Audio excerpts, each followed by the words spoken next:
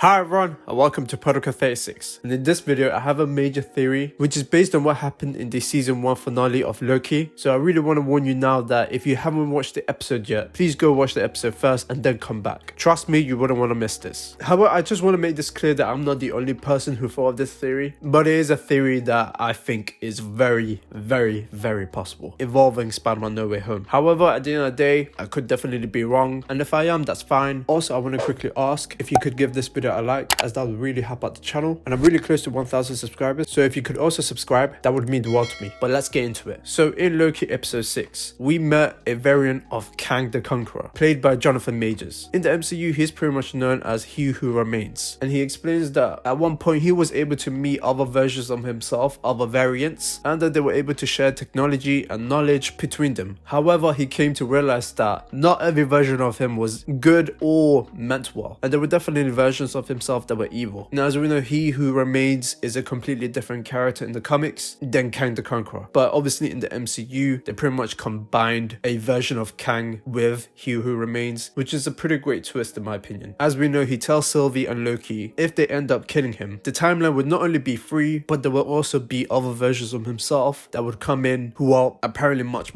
worse. So he gives them a choice to either kill him or pretty much take over the entire sacred timeline. Obviously, with everything Sylvie lost, she ended up killing him, sending Loki to the TVA. Kang the Conqueror, or at least a version of Kang the Conqueror, did in fact take over the entire multiverse, or at least a version of the TVA, because when Loki got there, Mobius didn't know who he was, and many people theorized that Loki didn't really go to the TVA we know in the show, but he went to another TVA in a different universe in the multiverse. That's not what we're going to be talking about. What we actually going to be talking about is the branches. So when Sylvie killed He Who Remains, there were different types of branches created in the sacred timeline, and there were also branches upon branches as well, pretty much creating different types of events and obviously different timelines of the main MCU. Hint: multiverse. How this is connected to Spider-Man No Way Home, I feel like I kind of know the answer to this, and I think how they're going to explain the villains, where the villains came from, and obviously Tobey Maguire and Andrew Garfield, is that they are variants. What I mean by this is that, as we know, there's been a very popular fan theory that Tobey Maguire and Andrew Garfield are in fact variants of Tom Holland's Spider-Man, who is in fact the Spider-Man of the MCU, which would make a lot of sense because, as Loki established, variants do have different appearances, also different types of personalities too. So even though all variants may share the same name and possibly even origins, they have different experiences, different appearances, and I do believe that's how they're going to explain Tobey Maguire and Andrew Garfield come No Way Home, because honestly to me it would make the most sense. And not only do I think Tobey Maguire and Andrew Garfield will be variants, but I also think all the villains that we'll be seeing in No Way Home will also be variants. Maybe not variants from the MCU, because we haven't met MCU Doc Ock or MCU Norman Osborn and all that, but we have met Raimi's Doc Ock, we've met Raimi's Green Goblin, we've met the Amazing Spider-Man's Electro. So what I'm saying is, because of the season finale of Loki showed us branches upon branches being created, what if the Electro and Doc Ock we see in No Way Home, because we know they are confirmed in the film, what if they're not the exact same versions we saw in Sam Raimi's and the Amazing Spider-Man films, but variants of those characters who will have brand new designs and looks, and possibly even have different types of experiences and even personalities? Like, for example, Jamie Foxx's Electro. Jamie Foxx himself pretty much confirmed that he won't be blue anymore, which obviously led to myself and many other people to think that, oh, he's playing an MCU iteration of Electro and not the Amazing Spider-Man, and that they pretty much hired Jamie Foxx to do what J.K. Simmons did in Far From Home. But what if in No Way Home Jamie Foxx is actually going to be playing a variant of the Amazing Spider-Man's Electro? He won't be blue anymore because he's playing a different version of that character. It will still be the Amazing Spider-Man, but it won't be the one that we saw from that film because that version died. And this Electro possibly survived or even be his Andrew Garfield Spider-Man from his reality, which would also explain how Doc Ock was able to survive and still be a villain, because he didn't really sacrifice himself during the ending of Spider-Man 2. So making it not the same version of Doc Ock we know and love from Spider-Man 2, but a variant of Alfred Molina's Doc Ock, who was able to win at the end of Spider-Man 2, possibly even destroyed half of New York like Peter said he would, possibly even killed Tobey Maguire's Peter Parker and Kristen Dunst's Mary Jane Watson, therefore not changing or ruining any of those films because they have already happened, as you can't really change those events. And obviously explain how Willem Dafoe may come back in No Way Home, because it's been rumored multiple times that he will in fact return, and would also explain how Sandman, another character who's rumored to return, Spider-Man still be a criminal and Dr. Cullen still being the Lizard, because the realities where they're from, they in fact were successful. However, when it comes to Andrew Garfield's and Tobey Maguire's Spider-Man, they will be the same versions we saw from those films. It's just that they'll be facing different versions of the same villains they've already faced in the past. As we know, the Loki Disney Plus show will have the most impact out of any other Marvel Disney Plus show on the MCU so far, as Kevin Feige said, so this would definitely make a lot of sense and would even explain why we haven't even gotten the No Way Home trailer yet, because all this time they've been waiting until Loki finished, and now that Loki has in fact finished, it all makes sense now. Of course, assuming that No Way Home is in fact tackling the multiverse in some level, as we don't really have any confirmation except for Alpha Melina, which to be honest for me is kind of enough. However, I want to know what you guys think. Do you agree with this theory or do you disagree? Let me know in the comments down below. I would love to hear your thoughts. Don't forget to follow me on Instagram and Twitter. If you enjoyed this video, please like, and want more, subscribe. To begin, Protocol 36.